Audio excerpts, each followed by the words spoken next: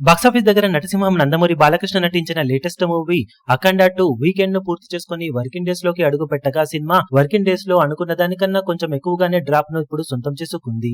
తెలుగు రాష్ట్రాలలో minimum working day test లో pass అవ్వాలి అంటే 4.5 కోట్లకు పైగానే షేర్ అందుకోవాల్సిన అవసరం ఉండగా మొత్తం మీద 2.5 కోట్ల రేంజ్ లోనే షేర్ ను సాధించింది. మొత్తం మీద ఇండియాలో 67,000 రేంజ్ లోనే టికెట్ సేల్స్ అందుకోగా వరల్డ్ వైడ్ గా మినిమం 6 కోట్లకు పైగా షేర్ అందుకోవాల్సిన అవసరంతో బరిలోకి దిగినప్పటికీ మొత్తం మీద సినిమా ఆ మార్కును అందుకోలేకపోయింది. 3.31 కోట్ల రేంజ్ లో షేర్ ను మాత్రమే సొంతం చేసుకున్న సినిమా బాక్సాఫీస్ దగ్గర వర్కింగ్ డే లో అనుకున్న దానికన్నా ఎక్కువగా డ్రాప్ ను సొంతం చేసుకుని పరుగుని ఇప్పుడు కష్టతరం చేసుకోవడానికి సిద్ధమవుతూ ఉంది. బాక్సాఫీస్ దగ్గర లెక్కకు మించిన హోల్డ్ ఇప్పుడు వర్కింగ్ డేస్ లో సినిమా చూపించాల్సిన అవసరం ఎంతైనా ఉందని చెప్పాలి.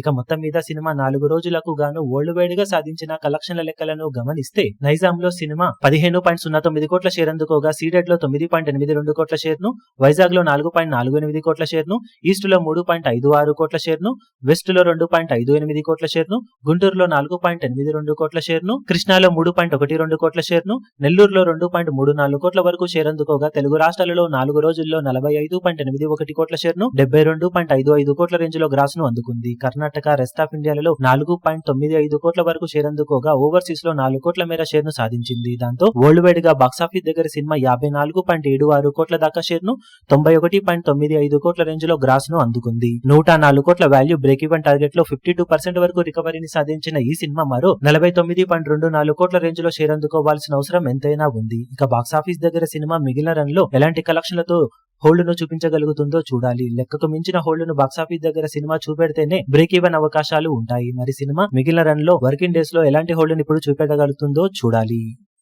ఈ వీడియో మీకు నచ్చినట్లయితే లైక్ చేయండి, షేర్ చేయండి, ఛానల్ ను సబ్స్క్రైబ్ చేయడం మాత్రం మరవకండి. ఏ చిన్న అప్డేట్ ను మిస్ అవ్వకూడదు అనుకుంటే బెల్ ఐకాన్ ను ప్రెస్ చేయండి.